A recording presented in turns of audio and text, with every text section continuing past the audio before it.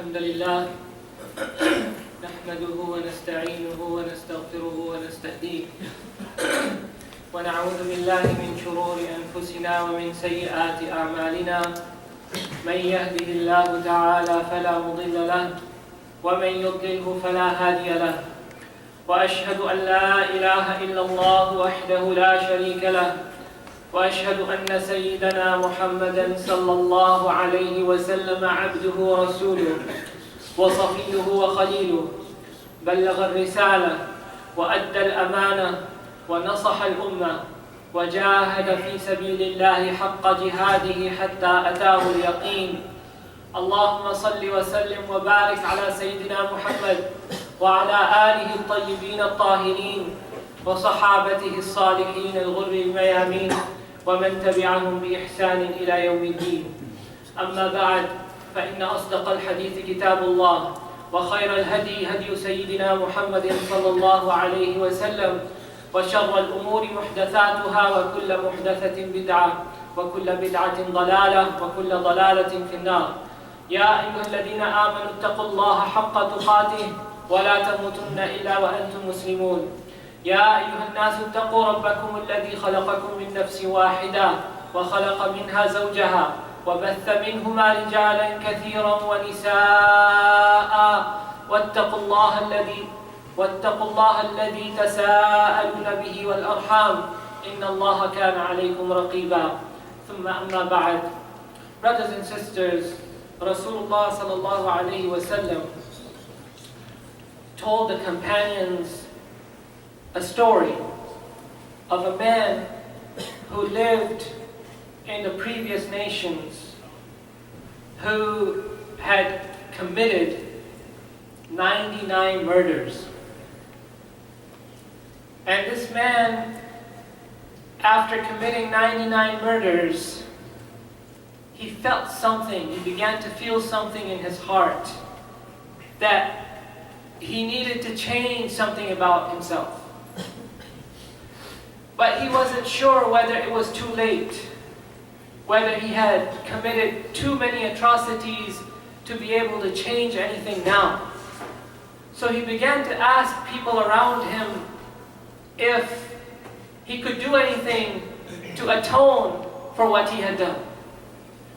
So the people around him pointed him to a rahib, a monk, a worshipper, an ascetic, a man who had devoted his life to the worship of God, Allah subhanahu wa ta'ala. They said, why don't you go and talk to him? He's a very pious person. Maybe he can give you some advice.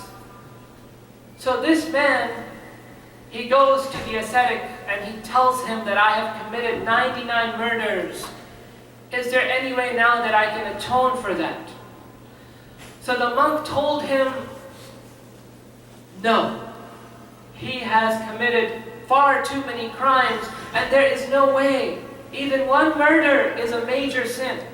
99 of them, there's no hope for him. He's doomed to the fire of hell.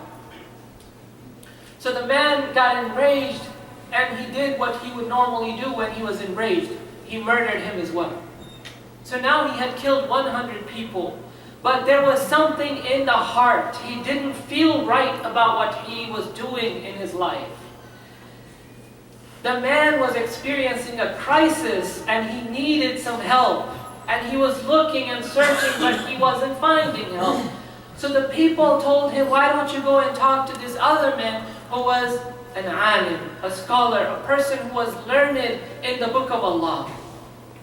So he went and he talked to this scholar, and he told him the same thing. And he asked him, is there any way, is there any solution for this crisis that I'm in? And the scholar told him, of course, who can come between you and tawbah, who can come between you and repenting to Allah subhanahu wa ta'ala. But you have to leave this town. You have to leave the bad company that you are in and move to a different town where there are people who worship Allah subhanahu wa ta'ala. So the man, now he had hope. Now he had found an answer to his question. Now he had found a solution to his crisis. So he goes and he packs up and he gets ready to move. But on the way, on the journey, he dies. And to cut the long story short, Allah subhanahu wa ta'ala enters him into paradise, even though the man has not committed a single good deed in his life. He has lived a life of sin, 100 murders. And he has just left town. He's actually died closer to his point of origin. His destination is still very far away. But Allah Azza wa Jal, out of His mercy and compassion and grace, because He knows what is in the heart of this man, because he was about to change his ways, He enters him into paradise, into Jannah. This story was mentioned by Rasulullah sallallahu alaihi wasallam, and there are many lessons in this story that we can learn. Lessons about repentance, about the forgiveness of Allah, about the mercy of Allah. But the lesson that I want to emphasize today in this khutbah is that there are times when we are facing a crisis in our faith. That we are doing things in our life that amount to disobedience of Allah subhanahu wa ta'ala. And it causes us to lose hope. And at that point we need to turn to someone who can guide us, who can help us, who can counsel us. Sometimes we hear things about Islam that don't sit well with us. Sometimes we hear a non-Muslim quote something from the Quran or the Hadith that we've never heard before, or we've never heard it said in that way. And then we go and we find that it is mentioned exactly as they're saying it. And that causes us to go into a crisis. Now we don't know what to do. It is in the Quran, it is in Bukhari, it is in Muslim, it is in our books of fiqh. And we don't know how to answer this doubt that has been sowed into the deep recesses of our hearts. We face a crisis and we turn to the internet and we go to Sheikh Google and we try to find solutions and we talk to our friends. But sometimes we are not able to find an answer. That is when it becomes so important to have people of knowledge to turn to access. People of knowledge that we can be open with. That we can sit down and talk about the crisis that we're going through. And those people of knowledge who know the ayat and the ahadith, but they know the context of those ayat. They know the explanation of those ahadith. And they're able to answer to us in a way that is clear, that is honest, not whitewashing, not watering down anything, but in a way that we can understand, in a way that can help us, satisfy us, like that alim was able to satisfy that murderer who had killed 100 people, and give him that faith so that he dies upon faith and enters Jannah instead of dying in a state of rebelliousness against Allah Azza wa Jal and going to hellfire. Yes, brothers and sisters, when we don't know something about our deen, when we don't know something about our deen, the word for that the Prophet ﷺ used is al-'i, which is another word for al-jahl. We don't know. And that the Prophet ﷺ calls an illness. An ailment, a malady that needs a cure. And the cure for that is asking people who know. The Prophet ﷺ said, إِنَّمَا شِفَاءُ الْعِيِّ السُّؤَالِ. That when we have those kinds of doubts, the solution is not to let them grow inside until they take us out of our faith. That's a disease that we have to treat just like any other disease. We don't leave it and not take any medication. We need medication when we're ill. And medication for these types of doubts and questions is asking questions, posing the question. إِنَّمَا شِفَاءُ الْعِيِّ السُّؤَالِ. The cure for that is to ask, but asking who? Asking people who can provide the right answer, brothers and sisters. Brothers and sisters, we're living in very difficult times. We're living in times when our faith is being challenged from everywhere. Young people who are born and raised in this country, many of you, have questions that you read, that you face, that you hear about. And they continue to linger inside the heart. It is important, brothers and sisters, that we seek out people of knowledge. Seek them out, go to them. Sit down with them and ask them and talk to them. We have to make that effort. We need to take time out. Just like that man made the effort. He asked and he kept asking until he was directed to the right person. Keep searching, and then once you find the person, go and be transparent and talk in a respectful but honest way and ask them for advice. May Allah subhanahu wa ta'ala provide us with people of knowledge who can answer our questions in a way that doesn't water down our religion, but also in a way that is satisfying and convincing. أقول قولي هذا وأستغفر الله لي ولكم فاستغفروه فيا فوز المستغفرين.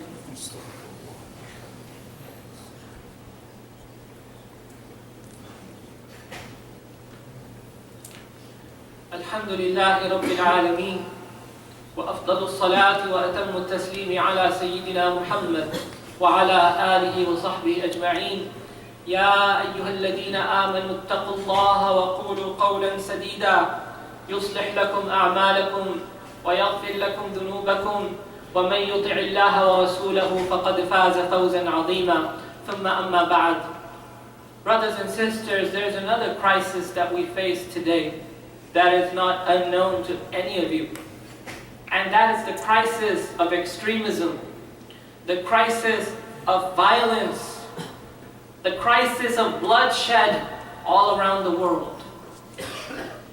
And this is a crisis that was predicted by Rasulullah sallallahu alaihi wasallam, prophesied by Rasulullah sallallahu alaihi wasallam in many ahadith. But some of those ahadith are very interesting to look at. I'd like to mention a couple of them right now. In one of them, Rasulullah sallallahu alaihi wasallam says, إِنَّ بَيْنَ يَدَيِ السَّاعَةِ أَيَّامًا يُرْفَعُ فِيهَا الْعِلْمُ وَيَنْزِلُ فِيهَا الْجَهْلُ وَيَكْثُرُ فِيهَا الْهَرْجُ وَالْهَرْجُ الْقَتْلُ. He said, sallallahu alaihi wasallam, that right before the day of judgment, before the end of times, there will be a period of time in which three things will happen. One of them is the crisis that we're talking about, the crisis of bloodshed, harj, killing everywhere. And we don't even know why people are being killed, but they're being killed. Harj, that's one. But before that, he says, sallallahu alayhi wa sallam, there'll be two other things that will prevail in these times. And those are, knowledge will be lifted, and ignorance will prevail. Knowledge will be lifted, and ignorance will prevail. There is a connection, brothers and sisters, between extremism and ignorance. No matter how many verses the extremists can quote to you, that's not true knowledge. Knowledge is the ability to understand properly what those verses and ahadith mean. And there is a connection between bloodshed, violence, and the lack and removal of knowledge. Knowledge of this deen. Understanding of this deen.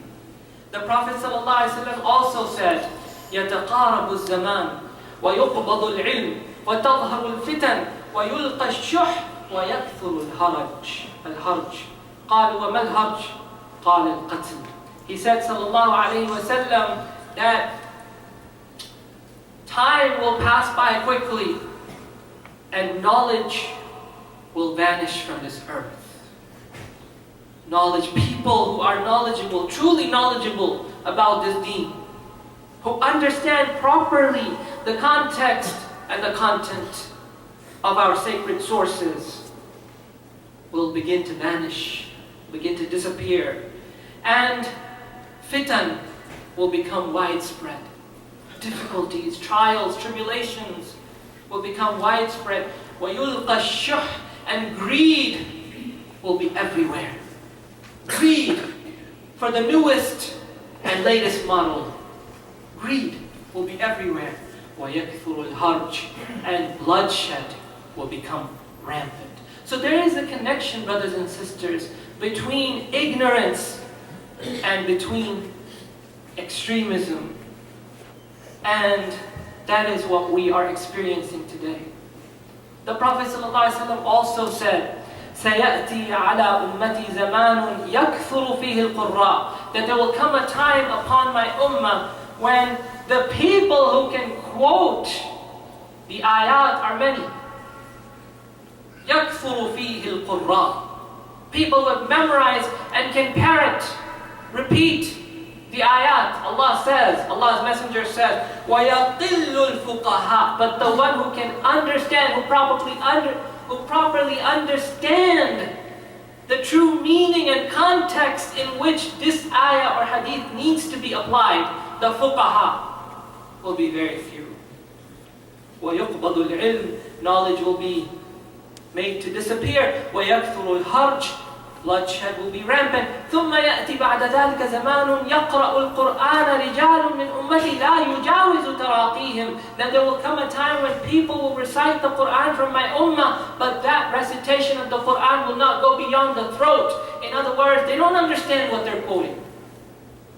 It's just coming from the tongue, from the throat, but it's not coming from the heart. The heart doesn't understand what is being pronounced by the tongue. ثُمَّ يَأْتِي مِنْ بَعْدِ ذَلِكَ زَمَانٌ يُجَادِلُ الْمُشْرِكُ بِاللَّهِ الْمُؤْمِنَ فِي مِثْلِ مَا يَقُولُ, and then there will come a time when someone who doesn't even believe in Allah or associates partners with Allah will argue with the believer using the same type of arguments that the believer uses. Experts in Islam, quote unquote, who will use the same sources that a believer uses to argue with those who truly are faithful to this deen.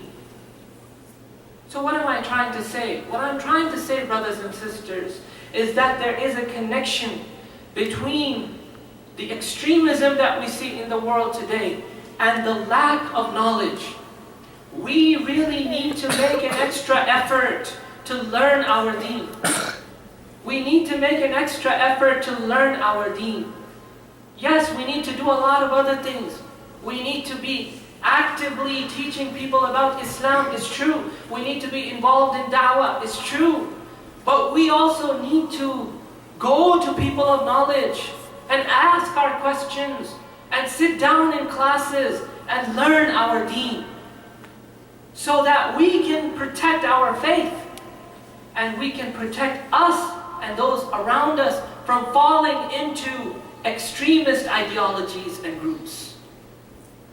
And the way to seek knowledge properly is not by going to Google, is not by looking at your news feed, the comments that people are making about a particular issue that you talked about. That is not how we learn our deen. Google is a great tool for reference, no doubt. But that is not how we learn anything. You don't learn physics or chemistry or medicine or law or anything from Google. You learn it by going to Texas A&M University and sitting with the teacher and having office hours and reading a textbook and taking exams. Why do we treat our deen any differently?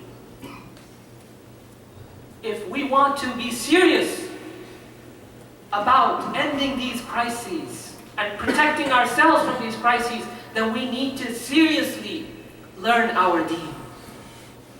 Imam al-Shafi'i rahimahullah ta'ala says, أخي لن تنال العلم إلا بستة سأنبيك عن تفصيلها ببياني ذكاء وحرص واجتهاد وبلغة وصحبة أستاذ وطول زماني. He says that, my brother, you will not attain knowledge except if you have 6 things. And I will tell you what they are. Intelligence, eagerness, hard work, a little bit of sustenance, the company of a teacher, and a long time. Imam al-Nawawi rahimahullah ta'ala says, and I'll close with this, without mentioning the Arabic for the sake of time, just the translation. He says this. He says, the one who truly seeks to learn should only learn from someone who is fully qualified. Don't just open a YouTube video of someone you don't even know because he just looks nice, because his speech is nice. Someone who is fully qualified, who is obviously pious, who is thoroughly knowledgeable and well known for his mastery and proficiency. And then Imam Nawawi continues and he says, Imam Malik used to say, this knowledge is deen. So be careful who you take your deen from. Don't just take it from unknown sources. Be careful who you take your deen from. Do not learn from someone who has learned directly from books, without studying those books with a proficient teacher. You see, in those times, they didn't have the internet. But the books themselves were an issue for them. Somebody who just learns from books, to them is not proficient, because he says, whoever gets all of his knowledge from books invariably commits mistakes and misunderstandings. This deen is learned from people, from qulub. Allah Azza wa Jal did not just send down the Quran as a book. He sent it with the Messenger sallallahu alaihi wasallam. And even the Messenger did not receive the book. He received it from an angel, Jibreel. There has to be a personal connection. And that is how this deen has been transmitted since then until now. We have to find people, real people, who fulfill these criteria and learn the deen from them. If we do that, then we can hope to end this crisis and protect ourselves from falling into it. But if we do not, and if we continue to learn our religion from the internet, brothers and sisters, then that can literally get people killed, or worse, get them to kill. People who learn their religion from the internet, it can get them to kill, and it is getting them to kill. Allahumma salli ala Sayyidina Muhammad wa ala ali Sayyidina Muhammad kama sallaita ala Sayyidina Ibrahim wa ala ali Sayyidina Ibrahim wa barik ala Sayyidina Muhammad wa ala ali Sayyidina Muhammad kama barakta ala Sayyidina Ibrahim wa ala ali Sayyidina Ibrahim fil alamin innaka Hamidun Majid. اللهم اغفر للمؤمنين والمؤمنات والمسلمين والمسلمات الأحياء منهم والأموات إنك يا مولانا سميع قريب مجيب الدعوات برحمتك يا أرحم الراحمين. اللهم انصر الإسلام وأعز المسلمين. اللهم فرج عن إخواننا المسلمين المظلومين في مشارق الأرض ومغاربها عاجلا غير آجل يا أرحم الراحمين. اللهم اشف مرضانا وارحم موتانا واشف مرضى المسلمين وارحم موتى المسلمين برحمتك يا أرحم الراحمين. وصل اللهم وسلم وبارك على سيدنا محمد وعلى آله وصحبه أجمعين. عباد الله، إن الله يأمر بالعدل والإحسان وإيتاء ذي القربى وينهى عن الفحشاء والمنكر والبغي يعظكم لعلكم تذكرون. قوموا إلى صلاتكم يرحمكم الله.